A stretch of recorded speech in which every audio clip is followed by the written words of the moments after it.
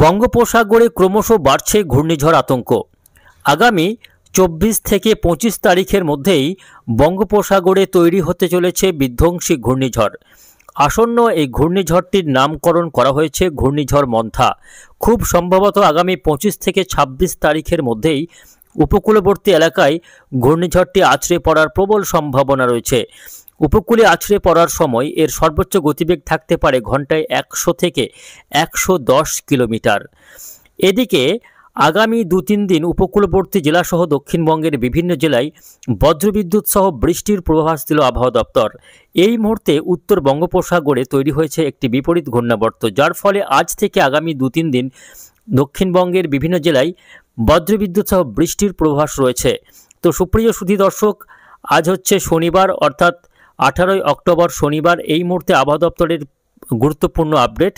আজ থেকে আগামী 2-3 দিন উপকূলবর্তী জেলাগুলিতে বজ্রবিদ্যুৎ সহ বৃষ্টির সম্ভাবনা রয়েছে এবং 25 থেকে 26 তারিখের মধ্যেই বঙ্গোপসাগরে ঘূর্ণিঝড় মন্থা কিন্তু তৈরি হতে চলেছে।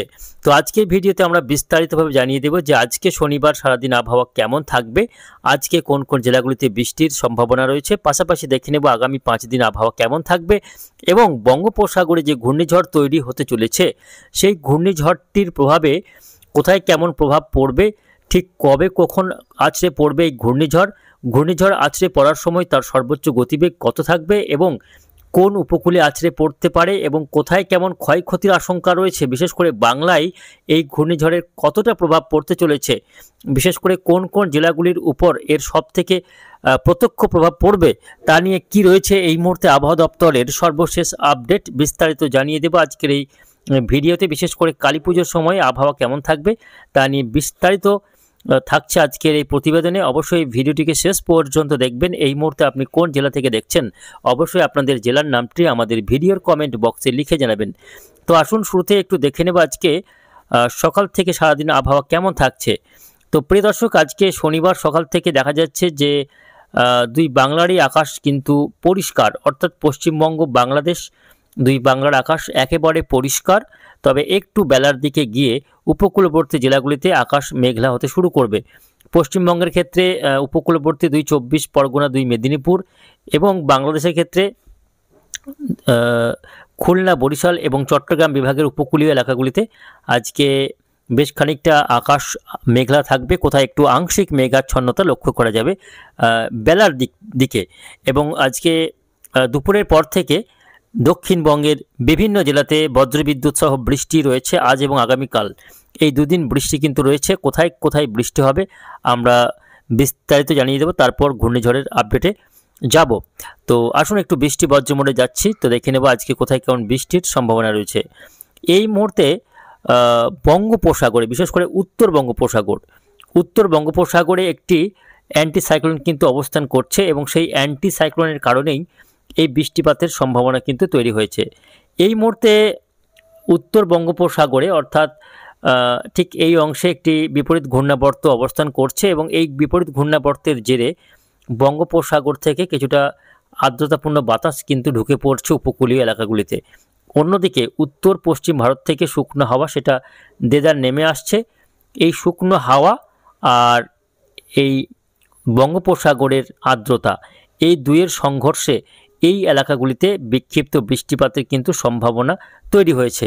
বিশেষ করে উত্তর বঙ্গোপসাগর সহ পশ্চিমবঙ্গ এবং বাংলাদেশের যে উপকূলীয় এলাকা রয়েছে, যেমন 2 24 পরগনা, 2 মেদিনীপুর, পাশাপাশি বাংলাদেশের খুলনা, বরিশাল, চট্টগ্রাম, এই সমস্ত এলাকাগুলিতে দেখুন আজকে বৃষ্টি হবে মূলত দুপুর থেকে বিকেল বা সন্ধ্যার মধ্যে। কোন কোন এলাকাগুলিতে পার্টিকুলার বৃষ্টি হতে পারে আমরা একটু আরও ডিটেলসে জানাবো। তো আজকে দেখুন বৃষ্টি হতে পারে উত্তর বাংলার, বিশেষ করে পশ্চিমবঙ্গের ক্ষেত্রে গোসাবা, হলদিবাড়ি, নামখানা, ফ্রেজারগঞ্জ, দীঘা, কাঁথি, হলদিয়া, জয়নগর, বারুইপুর, তমলুক, কোলাঘাট। এদিকে বাংলাদেশের শ্যামনগর, মোংলা, জিয়ানগর, মঠবাড়িয়া, পাথরঘাটা, কলাপাড়া, চারফ্যাশন, লালমোহন, বুরহানুদ্দিন, ভোলা, বরিশাল, চৌমুহানি, রায়পুর, পাশাপাশি চট্টগ্রামের ফটিকছড়ি, হাটহাজারী, চিটাগং, সাতকনিয়া, কুতুবদিয়া, ছকরিয়া, মহেশখালী, টেকনাফ, এই সমস্ত এলাকাগুলিতে কিন্তু আজকে দুপুর থেকে বৃষ্টি হতে পারে এবং এই বৃষ্টিটা মূলত বজ্রবিদ্যুৎ সহ হওয়ার প্রবল সম্ভাবনা কিন্তু থাকছে। তবে বাকি জেলাগুলিতে বাকি জেলাগুলিতে আর বৃষ্টির কিন্তু কোনো সম্ভাবনা নেই। বাকি বলতে দুই বর্ধমান, তার সঙ্গে রয়েছে বীরভূম জেলা, মুর্শিদাবাদ জেলা, মালদা জেলা, বাঁকুড়া, পুরুলিয়া এবং উত্তরবঙ্গে বাকি সব জেলাতেই কিন্তু আকাশ পরিষ্কার থাকবে। ওই জেলাগুলিতে আর বৃষ্টি নেই, শুধুমাত্র সমুদ্র তীরবর্তী এলাকাগুলিতেই বৃষ্টি হবে। বাকি জেলাগুলিতে বৃষ্টির তেমন কোনো রকম সম্ভাবনা কিন্তু আজকে থাকছে না। কলকাতা সহ আশপাশের এলাকাতেও আজকে বৃষ্টির তেমন সম্ভাবনা কিন্তু নেই। উত্তরবঙ্গের একেবারে পাহাড়ি দার্জিলিং, কালিম্পং, জলপাইগুড়ি, আলিপুরদুয়ার, কোচবিহারে বৃষ্টির কিন্তু সম্ভাবনা আজকে নেই। এদিকে আগামীকাল রবিবার সেক্ষেত্রেও বৃষ্টি কিছুটা রয়েছে উপকূলবর্তী জেলাগুলিতে। 2 চব্বিশ পরগনা, 2 মেদিনীপুর এই জেলাগুলির একেবারে উপকূলীয় নামখানা, ফ্রেজারগঞ্জ, হলদিবাড়ি, পাথর প্রতিমা, তার সঙ্গে কাকদ্বীপ, রায়দিঘি, এদিকে দীঘা, কাঁথি, এই সমস্ত এলাকাগুলিতে আগামীকালও দুপুর থেকে বা একটু বেলার দিকে গিয়ে বৃষ্টি হতে পারে, বজ্রবিদ্যুৎ সহ বৃষ্টি। পাশাপাশি বাংলাদেশের খুলনা, বরিশাল, চট্টগ্রামের উপকূলীয় এলাকাগুলিতে আগামীকাল রবিবারেও বিক্ষিপ্ত বৃষ্টিপাতের সম্ভাবনা রয়েছে। তবে বাকি জেলাগুলিতে বৃষ্টি তেমন কোনো সম্ভাবনা থাকছে না। 19 তারিখের পর 20 তারিখে গিয়ে দেখা যাচ্ছে যে 20 তারিখে আর বৃষ্টি নেই। পশ্চিমবঙ্গ বা বাংলাদেশের কোথাও তেমন বৃষ্টির সম্ভাবনা দেখা যাচ্ছে না। আকাশ মূলত পরিষ্কারই থাকবে সব জেলার ক্ষেত্রেই। উত্তরবঙ্গ, দক্ষিণবঙ্গ, দুই বঙ্গেই আকাশ পরিষ্কার থাকবে এবং শুকনো আবহাওয়া কন্টিনিউ করবে। শুকনো আবহাওয়া, উত্তর ভারত থেকে নেমে আসা শুকনো হাওয়ার কারণে আবহাওয়া কিন্তু ড্রাই থাকবে, সম্পূর্ণ শুকনো শুষ্ক আবহাওয়া চলবে বাকি সব জেলাতেই। উপকূলীয় জেলাগুলিতেও শুকনো হাওয়া বাড়বে 20 তারিখ থেকে। এদিকে 20 তারিখের পর 21 তারিখ হতে হতে বঙ্গোপসাগরে কিন্তু একটি সিস্টেম তৈরি হবে। একটি ঘূর্ণাবর্ত তৈরি হওয়ার প্রবল সম্ভাবনা রয়েছে 20 থেকে 21 তারিখ, অর্থাৎ কালী পুজোর ঠিক ওই মুহূর্তে বঙ্গোপসাগরে একটি ঘূর্ণিঝড় তৈরির সম্ভাবনা রয়েছে। এই মুহূর্তে যেটা আমরা গ্লোবাল ফোরকাস্টিং সিস্টেম বলছে, তো গ্লোবাল ফোরকাস্টিং সিস্টেম অনুসারে মোটামুটি আগামী 20 থেকে 21 তারিখের মধ্যে একটি ঘূর্ণাবর্ত সেটা কিন্তু তৈরি হয়ে যাবে।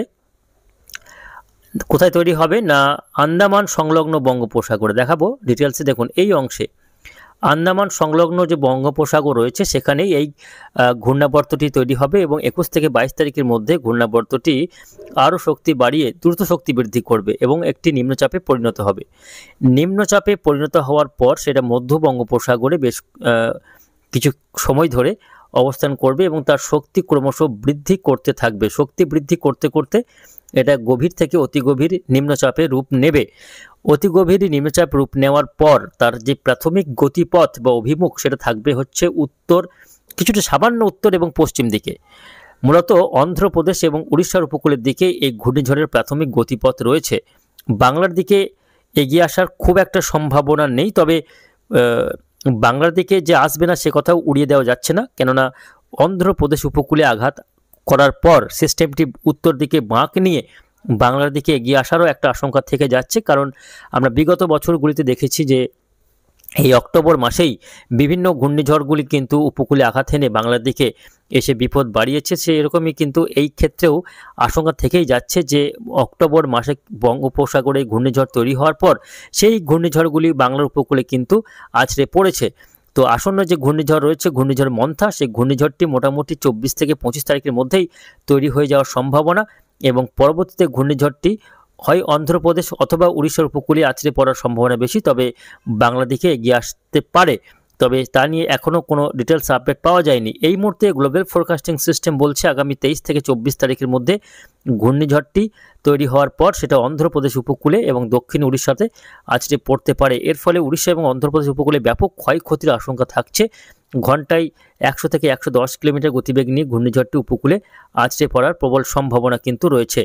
তবে আমরা যদি অন্য একটি ওয়েদার মডেল রয়েছে যেটা হচ্ছে ECMWF ওয়েদার মডেল, এই ওয়েদার মডেল কিন্তু বলছে ঘূর্ণিঝড় তৈরি হবে, তবে খুব একটা শক্তি বৃদ্ধি করতে পারবে না সিস্টেমটি। অর্থাৎ ECMWF ওয়েদার মডেল একটু অন্যরকম ইন্ডিকেশন দিচ্ছে, যাতে করে দেখা যাচ্ছে যে ঘূর্ণিঝড়টি তৈরি হওয়ার পর সেটা দক্ষিণ ভারতের উপরে আছড়ে পড়ার সম্ভাবনা এবং ঘূর্ণিঝড়টি খুব একটা শক্তি বৃদ্ধি করতে পারবে না, মূলত একটি নর্মাল ঘূর্ণিঝড় রূপেই আছড়ে পড়তে পারে এবং সেটা পরবর্তীতে আরও পশ্চিম দিকে সরে আরব সাগরে গিয়ে শক্তি বৃদ্ধি করতে পারে। সেই ক্ষেত্রে কিন্তু যদি সেটা হয় তাহলে বাংলার জন্য তেমন কোনো বিপদ কিন্তু থাকছে না এই ঘূর্ণিঝড় মন্থার প্রভাবে। তবে এখনও এই বিষয়ে সঠিক কিছু বলা সম্ভব নয়, কেননা এখনও বঙ্গোপসাগরে নিম্নচাপ তৈরি হতে বেশ কয়েকটা দিন দেরি আছে। বঙ্গোপসাগরে নিম্নচাপ তৈরি হওয়ার পরে এই বিষয়ে কিন্তু সঠিক তথ্য পাওয়া যাবে। তবে এটা কিন্তু ঠিক যে কালী পুজোর সময়েই বঙ্গোপসাগরে ঘূর্ণিঝড়টি তৈরি হবে এবং সেটা 24 থেকে 25 তারিখের মধ্যেই ঘূর্ণিঝড়ের আকার নিয়ে ধীরে ধীরে উপকূলের দিকে এগিয়ে আসবে। তবে সেটা কোন উপকূলে আছড়ে পড়বে, কখন আছড়ে পড়বে, কোথায় কেমন প্রভাব দেখাবে, তা নিয়ে আমরা পরবর্তী আপডেটগুলিতে জানিয়ে দেব। তবে তার আগে মোটামুটি আগামী 2-3 দিন আকাশ পরিষ্কার থাকবে বেশিরভাগ জেলাতেই।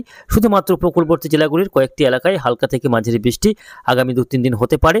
বাকি জেলাগুলির জন্য তেমন কোনো সতর্কবার্তা থাকছে না।